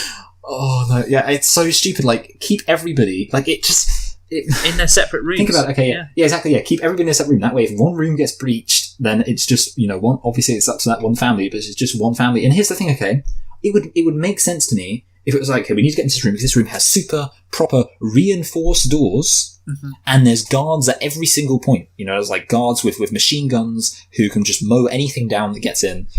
Like kind of saying, okay, we need to kill this infected guy. So what we're going to do is we're going to get everyone in the same room. So, they're all going to be herded together. And then we're going to stand there and like, whenever they come, we're going to make sure we've got like these hallways where, there's no way they can just run around the corner. We're going to aim down our sights with our guns. The second he starts running down the hallway, we're just going to shoot all of them. Problem solved. And even if, something goes wrong, we've got these proper reinforced doors. Instead, they go into this herded place, and it seems like we don't even get a scene of a guard being killed or anything. We just see this infected guy banging on the door, trying to get in, and then the door just opens. It doesn't even seem like he tries that hard to open it. It just like swings open. And then he's like, it makes no sense. Why? Again, like I say, it would, the logical thing to do, I mean, like, apart from anything else, the logical thing to do would be to have like automatic doors that can kind of like, so that way you could contain it and just be like, okay, there's been a breach here, we'll contain it here, I mean, maybe we say, oh, they weren't planning that far ahead. I mean, they weren't that concerned. They weren't that concerned to be so intelligent they'd have like doors that kind of close automatically or anything like that. Okay, maybe, but just like say, okay, we're gonna, there's an infection. There's this number of exits. We're gonna post soldiers here. We're gonna make sure that down a hallway, so there's no chance of somebody just running around the corner and getting them. And again, yeah, like I say, the whole herding thing, it would only make some sense at all if it was a real place where they were going to be 100% definitely safe. But clearly it wasn't. Yeah. No, I agree. And obviously it just seems to me to be incredibly lazy. I guess that's how it's summed up. It's like, oh yeah. Like, we're not going to have that smart an idea about how everyone gets infected. We're just going to have a series of coincidences, no security, and just everyone gets herded into this massive region where the infection can spread incredibly quickly. And it seems to me that they could have been more intelligent with how they were concocting this, because obviously you got to get to a state in which, like in every zombie movie, there's a breach. Like the zombies are in the safe zone and they're attacking and infecting everybody. That's like your main job when writing this movie. That's the main thing you got to do. Try to come up with a better thing than just like the series of coincidences and everybody goes to this room. Like surely that's got to be your main goal. Like we're both criticizing it. I imagine a lot of people watching this movie will be like, well, why are they doing that? Like, I assume everybody watching who, has seen zombie movies before is like, well, this is obviously going to end badly. So if you're thinking that and watching that, it's like, come on, you got to have a better plan to get a situation where security has been breached and there's no zombies everywhere. That's one of the main things you got to do when writing this movie, and you failed at that. So that is pretty bad and probably lazy, I'm guessing. Yeah, I wanted to slightly switch now to looking at how the army responds. Yes, well, this would be a themes. Okay, so, I wanted to talk about how stupid it was. I don't know if we can do that under themes too, I guess. No, talk about how stupid it is, because that's not really the theme. Okay, yeah, exactly. So basically, apparently there's only two options. Very, very selectively, aim only for infected people, and kill literally everybody, no questions asked. And here's the thing, there are like so many weird scenes, but like for me, the main thing is when what's his face? Jeremy Renner comes down. So like, there's all these people in this warehouse, and he comes down. And he's like, they're going to literally, kill you no matter what. And you think, so is there no way he can just contact the army and say, hey, I'm in a room with some people. They're definitely not infected. So definitely 100% guaranteed not infected. So just come get them. And the army's going to be like, nope, sorry, we only have two options. Only target infected people, or kill literally every single person there is. I was like, okay, well, in that case, I guess we're just going to have to make our way through the city while the snipers are sniping at us, even though it's very clear that we are not the infected based on the way we're like running. Like there's literally a scene where Jeremy Renner sticks out a mirror to look for the sniper, and the sniper shoots the mirror out of his hand. And you think, so the sniper thinks, oh, that infected person is using a mirror to look for the sniper, so he can try and snipe. And you just think, and then you get the bit where the helicopter pilot says, I'll get shot out of the sky if I take them. So again, in other words, like apparently, even though he would obviously have these people in his helicopter, there is no chance they were infected. He'd be flying in, he'd go, hey guys, I'm coming in. And they go, oh, have you got anyone with you? And you go, yeah, I've got some people who ran to a secluded location, and I've picked them up. And yeah, and they go, oh, sorry, no, again, we've only got two options. Only very specifically target infected people, or the only other option we have is kill literally every single person, even if it's very obvious that they're not infected. Yeah, and... No, you're right. I'll just say, I agree with you. Obviously, that's stupid, particularly when Jeremy Renner had those people, and it's like, okay, obviously they're not zombies. Like, they are obviously... like, they're just trying to escape. And do you see any zombies chasing them? No, like, they're hiding in a corner. It's pretty obvious that it's okay, you can let them escape. There's no reason to kill them in this instance. Yeah. You have it makes no sense. Like, literally, all they needed was just, like, a middle option. I like even, like, again, it makes sense. Like, I can understand being like, okay, yeah, we're going to target if some uninfected people accidentally get killed because we think that they're infected and they're not, then so be it. Ultimately, it's important that we kill all the infected. But no, apparently it's not. It's not, oh, if we think they're infected and they're not, then that's an acceptable loss. It's, nope, even if they're definitely not infected, they're literally with somebody, talking to them, somebody in the US Army who we trust, or they're literally on a helicopter being taken in by somebody in the US Army. Nope, we're going to kill them because again, we've only got these two options. And also, apparently, they literally set Jeremy Renner on fire because like, hey, that soldier is pushing that truck. Let's burn him alive. I don't know. Anyway, I know. I mean, obviously, the theme is an interesting one, but the way they execute it, particularly when there is no chance that there are any zombies around and they're still shooting the civilians, it's like, come on, right? And I know what you're going for here, but this is just stupid, like you said. So yeah, do you want to get onto the theme then, I guess? Yeah. I think. Actually, I just want to say one more kind of stupid. It's a very minor stupid thing, but I just want to say how like the fact that Robert Carlyle, is that his name? Yeah. Is like a kind of slasher villain almost in this film. Like again, they do the Jurassic Park 3 Spinosaurus thing where it's like, oh yeah, you've got to have this recurring villain throughout the whole thing, and it's this Robert Carlyle guy who's like just stalking them, and yeah, it just doesn't make any sense, because why? And they literally have the scene of him like avoiding being burnt, like they start firebombing, and he's like just hiding, and it's like he's the only one who's hiding, because he's like, oh, I'm the villain. It's like you don't really need a villain for a zombie film. You know, like I know that's not how it works. It's just, but anyway, it's stupid. Yeah. Anyway, I think we should now talk about how this movie is basically the theme in this movie. And this was the salvation for me, I guess, because I didn't like the first half. I was like, yeah, it's just standard zombie stuff in a zombie movie, you know. And when the soldiers started shooting everybody, I was like, okay, here's where the theme gets going. And obviously, it's about the soldiers trying to control the situation, maintain order, and obviously, around this time back in 2007, you had, it was Iraq War. Several years after 9/11, Iraq War, terrorism and all that. And basically, the idea is in this movie that people are sacrificing their rights for national security. That's what's going on in real life. And in this one, not willingly sacrificing their rights, but the government is sacrificing people's rights to, you know, have order and national security and keep everybody safe when it actually makes them, you know, unsafe. And in this situation, again, like, the army's killing everybody, but it's for their own good. So the infection doesn't spread. They're just sniping at everybody, killing everybody. So yeah, they're literally giving up their lives in order to maintain order and you know, have some security. And yeah, I think that is definitely a reference to what was going on in the mid-2000s, which is people basically not liking the fact that that you had in the US like the Patriot Act, which some might say was a violation of the Constitution. Some might say that. And obviously, you had in our country like CCTV became a big hot button issue. I remember that people, you know, people complaining about it. Communists. Yeah, people complaining about airport security and all that. And you know, the old adage of, well, if you've got nothing to hide, you've got nothing to fear. But as we see in this movie, that isn't the case, because even if you've got nothing to hide, i.e., you're not a zombie, you could still get snipes because the government just wants to maintain Wesley order. Snipes. Yeah. So again, that is the theme, and I like that theme. I think it's in that particular scene, not after when it's clearly Jeremy Renner and his group. They're clearly not zombies. I think that's fucking dumb.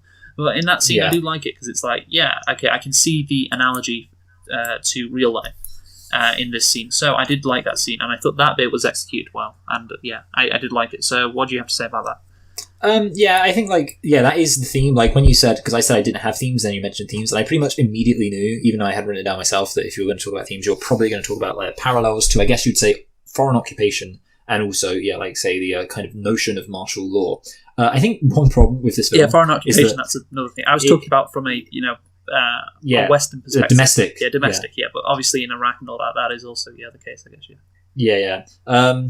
But I think there are some senses in which obviously they don't fully commit to that. Like obviously the Americans, well, they seem pretty nice until again, like it's almost like it switches flicks a switch and it's like, oh, we literally need to kill every single person. Well, Idris Elba, the guy who gives the I guess the order, he doesn't seem that nice, you know. Oh yeah. So I guess he's the guy who's, you know, the individual military people, like Doyle, for instance, played by Jeremy Renner. Yeah, he seems fine. He seems nice. The guy in the helicopter, he seems nice. They're just following orders, man. Just following orders, yeah. Yeah, I think the thing is regarding like the sacrifice of liberty in the interest of security. I think the problem is that essentially you could say they could almost lean into that more by having like, you know, constant surveillance and things like that. Here's the problem though: if they did that, then they would kind of end up proving a point which they might not want to prove because, like, here you go. Surveillance is great. There you go. Well, no, the thing is, like, ultimately, it's kind of hard to imagine that if you lived in like 1984 government, INGSOC, whatever they're called, they would handle this shit. They would be like, oh, wait, there's some zombie over there. We can see it on our CCTV. Send the Thought Police down there to kill them right away. I almost feel like the only way they really could have made this film work, because here's the thing, like, if you have martial law, then I really don't see how. I mean, we've spoken about how it's kind of stupid that the infection got out. And while I think ultimately there are plenty of things that could have been done to make it less stupid, I would honestly struggle to think of a way to have this theme of martial law and occupation and giving up freedom for security, have that theme where obviously if you're going to do that, you would need to have a strong military presence and also a lot of kind of surveillance and limited movement and things like that. And basically the military would have control of everything. And then also have a reasonable explanation for how the outbreak occurs. It seems like you couldn't really square those two things because ultimately one of those things is going to deal with the other thing. And to be honest, like, I almost feel like the only way you can make this film is to head like 28 weeks later, and the twist is that the zombie outbreak never happens. It just kind of sucks that they don't have any rights to privacy. They just go like, you know, like the film ends with like, the soldiers walk in while, I don't know, what's her name, Imogen Hoops is like in the shower, and she goes, you know what? I'm glad there hasn't been a zombie outbreak for this entire film, but I wish you guys would stop invading my privacy. Okay. And that's how the film ends. Like, that's the thing. I don't see how you can have like the theme work with the fact that zombies need to, because ultimately, yeah, actually having complete martial law is pretty freaking lit if you're at risk of being killed by zombies. Okay, so I guess, yeah, it's not really the surveillance, I think. It's not really that. It's just more, we got to maintain order. It's that theme of order. Yeah, okay, yeah, I can see that. Yeah. Like, we got to make sure that things don't go awry. And so that means killing everybody, even though they might actually not be the problem. We can't take any chances, and that's the message, not really surveillance. Yeah, I think maybe they should have kind of focused more on the kind of control room aspect. Like, maybe if they had, for example, something where there was a private corporation that was sort of sponsoring the reconstruction. Like, maybe that was so you can have, like, the film be like, some rich guy has a plan to build a planned community in the UK. Like, oh, look at all this real estate. I'm going to use it to build a planned community, like Cypress Creek from Simpsons. But and then he'd be like, oh, it's going to be great because it's going to have these, swimming pool and a leisure centre. Like, it serves this really nice thing, and there's going to be all this security to make sure there's no zombie outbreak. And obviously, everything's going to be privatised and owned by me. And then, obviously, what you could do with that then is you could have a zombie outbreak happens, and he's like, oh, we need to kill everyone so that this information doesn't get out because it could damage my reputation or something like that. Like, I think that would probably... So in other words, what I'm saying is you need, like, if you're going to do that, like the idea of, oh, people are disposable because order matters more than saving people's lives and things like that, you would need to have a clearer understanding of why the kind of people in charge are doing what they're doing. They're doing what they're doing. Because I mean, saying, well, that's I know, but I guess. So in other words, I guess I'm saying why they have those priorities. So in other words, for example, like obviously you could say, well, they have their anybody can have any reason. Yeah, the question is why do they have their reason for doing that? As opposed, because most people in reality, I mean, for example, the actual military intervention that's occurring in places like the Horn of Africa and the Middle East, while it has issues, is also conscious to not just taking civilian life willy-nilly. So, really? Again, not completely willy-nilly. Okay. Not it's the 100%. It's the natural thing when you give the state so much power, they will then use it unjustifiably. That is the message, and that's the thing. Well, what is their motives? What is their priorities? Well, it's just natural for them to do this. That is what I'd say. Okay, yeah. So yeah, basically, in other words, it's like kind of an intrinsic thing. Yeah, I don't really know if I think, here's the thing, okay. I would say that I don't think that the film can just assert that so brazenly. Well, it does, mate, so you got to deal with it. I think in order to kind of explore the theme, you would have to actually kind of show a character who kind of represents that kind of concept in a more kind of like tangible way than just, because I mean, obviously we both agree that the way it's handled is generally quite stupid, but if you're going to actually turn it into some kind of thematic exploration, you would need to have a scene where a character's like, shows, again, like kind of their reasoning. Obviously, I understand what their reasoning is, but shows their reasoning as sort of like I guess so. The obvious analogy being that Christopher Eccleston rationalizes his decision to basically let the soldiers commit rape. You could say, well, a scene where a character kind of rationalizes the death of all the people and so kind of explains their reasoning. Okay, right. That's my thoughts. Fair enough. I don't think you need that reasoning because it's just like, that's what naturally happens in this scenario. Well, not everyone is a bloody communist like you, Luke. Anyway, so I think we should just wrap up now because we've been going on a while. Yeah. And that theme is the only interesting. Oh, I did want to say actually one other thing. Like, what is it with stabbing out eyes in this film? No, I will say like the scene of the woman getting killed is like really brutal.